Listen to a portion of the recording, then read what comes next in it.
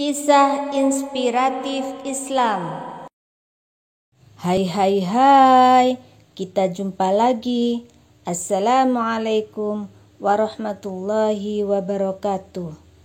Pada kesempatan kali ini, saya akan membagikan beberapa kisah inspiratif yang insya Allah akan menambah keimanan dan ketakwaan kita kepada Allah Subhanahu wa Ta'ala.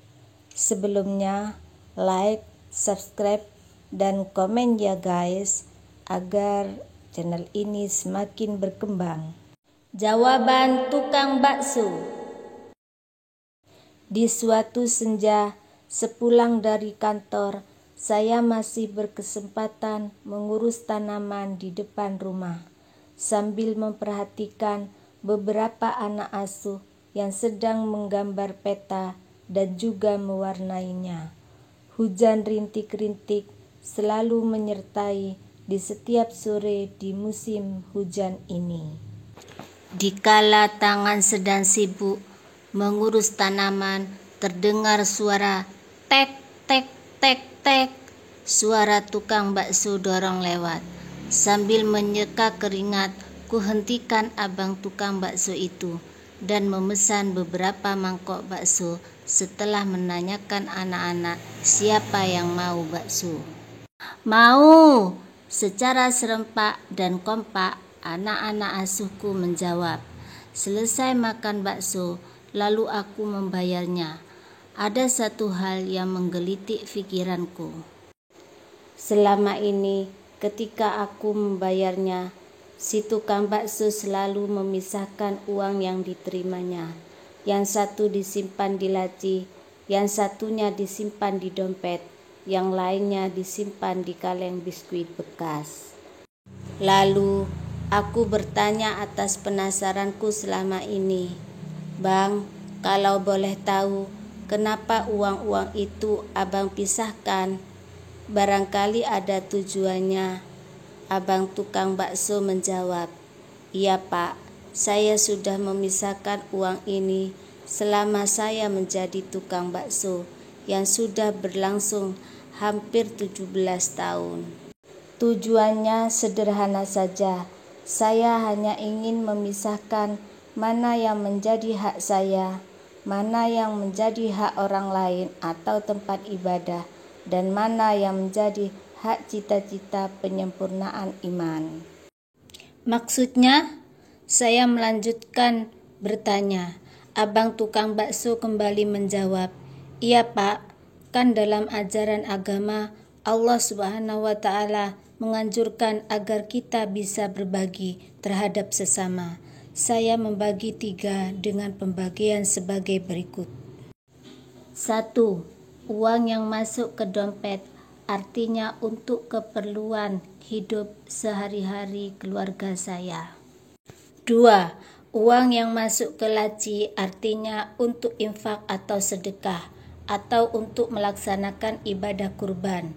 Dan alhamdulillah, selama 17 tahun saya menjadi tukang bakso, saya selalu ikut kurban seekor kambing, meskipun kambingnya ukuran sedang saja. 3. Uang yang masuk ke kaleng biskuit bekas, itu karena saya ingin menyempurnakan agama yang saya pegang, yaitu Islam. Agama Islam mewajibkan kepada umatnya yang mampu untuk melaksanakan ibadah haji. Ibadah haji ini tentu membutuhkan biaya yang sangat besar. Oleh karenanya, saya dan istri berdiskusi dan kami sepakat bahwa di setiap penghasilan harian dari berjualan bakso ini, saya harus menyisihkan sebagian penghasilan dari berjualan bakso ini untuk tabungan haji dengan cara memasukkan uang ke kaleng bekas ini. Hatiku sangat tersentuh mendengar jawaban itu. Sungguh sebuah jawaban sederhana yang sangat mulia. Bahkan kita yang mungkin memiliki nasib sedikit lebih baik dari si tukang bakso itu, belum tentu memiliki pikiran dan rencana indah seperti tukang bakso itu, dan sering beralasan tidak mampu atau belum ada rezeki. Dan saya melanjutkan pertanyaan sebagai berikut. Iya, memang bagus sih rencana abang itu, tapi kan ibadah haji hanya diwajibkan bagi yang mampu, termasuk memiliki kemampuan dalam biaya. Tukang bakso itu menjawab, itulah sebabnya Pak, saya justru malu kalau bicara mampu atau tidak mampu ini. Kalau kita mengatakan diri kita tidak mampu, maka mungkin selamanya kita tidak mampu. Sebaliknya, kalau kita mengatakan diri kita mampu, maka insya Allah dengan segala usaha keras dan atas izin Allah, dengan segala kekuasaannya, Allah akan memberi kemampuan pada diri kita. Luar biasa, Masya Allah, sebuah jawaban elegan dan mulia dari seorang tukang bakso. Kini saya menjadi malu terhadap diri saya sendiri. Ya Allah, ampunilah hamba-Mu ini. Antara sabar dan mengeluh. Pada zaman dahulu, ada seorang laki-laki bernama Abul Hasan yang pergi haji ke Baitullah. Di waktu tawaf, tiba-tiba ia melihat seorang wanita yang bersinar dan berseri wajahnya. Demi Allah, aku belum pernah melihat wajah secantik dan secerah wanita itu. Pasti karena wanita itu tidak pernah risau dan bersedih hati. Wanita itu mendengar ucapan Abul Hasan, lalu ia bertanya, apakah yang engkau katakan wahai saudaraku? Demi Allah, aku tetap terbelenggu oleh perasaan duka cita dan luka hati karena risau dan bersedih hati. Tak ada seorang pun yang dapat menyamai kesedihanku ini. Abul Hasan bertanya, apakah yang merisaukan hatimu wahai saudaraku? Wanita itu menjawab, aku mempunyai 4 orang anak.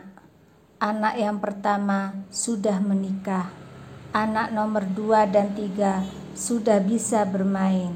Anak nomor 4 masih menyusu. Pada suatu hari, ketika suamiku sedang menyembelih kambing kurban dan aku sedang memasak, tiba-tiba anakku yang agak besar berkata pada adiknya, "Hai adikku, sukakah aku tunjukkan bagaimana ayah menyembelih kambing kurban?" "Baiklah kalau begitu," jawab adiknya. Lalu adiknya disuruh berbaring. Kemudian dia menyembelih leher adiknya. Darah pun memuncrat deras. Seketika dia ketakutan dan berlari ke atas bukit, sehingga dia dimakan serigala. Lalu ayahnya pergi mencari anaknya itu ke atas bukit, sehingga mati kehausan. Karena panik, aku letakkan bayiku untuk keluar mencari suamiku. Tiba-tiba bayiku merangkak menuju ke periuk berisi air panas. Ditariknya periuk itu sehingga tumpahlah air panas itu ke badannya, dan bayiku pun mati dengan luka melepuh di sekujur badannya. Berita ini pun telah sampai ke anakku yang telah menikah dan tinggal di daerah lain. Anakku itu jatuh pingsan hingga menemui ajalnya, dan kini aku hidup sebatang kara. Lalu Abul Hasan berkata, Masya Allah, sungguh tragis kisah hidupmu itu wahai saudaraku. Lalu bagaimana kesabaranmu menghadapi semua musibah yang begitu hebat? Wanita itu menjawab, tiada seorang pun yang dapat membedakan antara sabar dan mengeluh, melainkan ia menemukan di antara keduanya ada jalan yang berbeda. Bagiku, sabar dengan memperbaiki diri, maka itu lebih baik dan terpuji, serta berakibat baik bagi diri sendiri.